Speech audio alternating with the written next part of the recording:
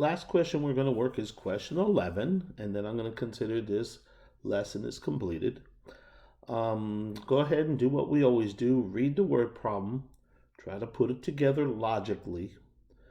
I don't want you working it just yet because I want to make sure the setup is complete. So go ahead and read it and try to set it up. And then come back to this video and let's work it together. Go ahead and put me on pause. All right, so if you read it, it's about the height of a rocket. Now, I'm hoping you're starting to see the similarities between this and every single equation that we worked in this chapter. Every single equation always started by telling you h is height,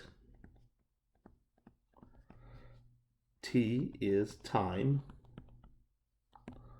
and this time is in seconds.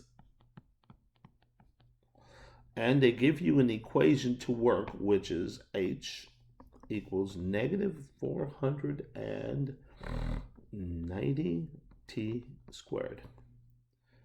Okay, then they give you this little bit of information in the very end when the rocket descended 490 centimeters. So let me give you a conceptual understanding of what we're talking about. So we have a mountain. Let's make a mountain. And on this mountain, you have your rocket. Okay, I'm not the best drawer in the world, so just deal with it. There's my rocket. And it looks like Starlink. It kind of looks like an arrow. Okay, so anyways, so basically here's what's going to happen. Where t is measured in seconds refers to the original height of the rocket on top of the mountain. So here's the top. Here's my distance to the top of the mountain. And what we're told is it begins to fly downward from the top of the mountain. So they shoot the rocket off, and the rocket goes downward until it hits the ground. Well, when it hits here, this is equal to 0. But now, what's that? And remember, we're going downward. Well, if you read the last sentence again, one more time, when the rocket descended 490 centimeters. That makes this, and here we go, mathematically speaking, 490, but which direction are we traveling? We're traveling downward, so it needs to be negative. So we now know that we have h. We want to know how long does it take the rocket to descend 490 centimeters. All right, so we come over here and we say, all right, so now here's what we know. We know this h is going to be negative 490, and it's equal to negative 490 t squared. But as always, we're trying to get this equal to 0, or the opposite side equal to 0, doesn't matter. But we do notice that this right here is a negative t squared. I want to make that positive, so I'm going to move it this direction, and I'm going to end up with 490 t squared minus 490 equals 0. Now, since I have this, oops, that's not what I meant to do. Since I now have this equal to 0, okay, I know I could work it, but wait up a minute. Did you notice that's a 490 and that's a 490? So let's go ahead and factor out the 490s as the GCF, and what's left? T squared minus 1 equals 0.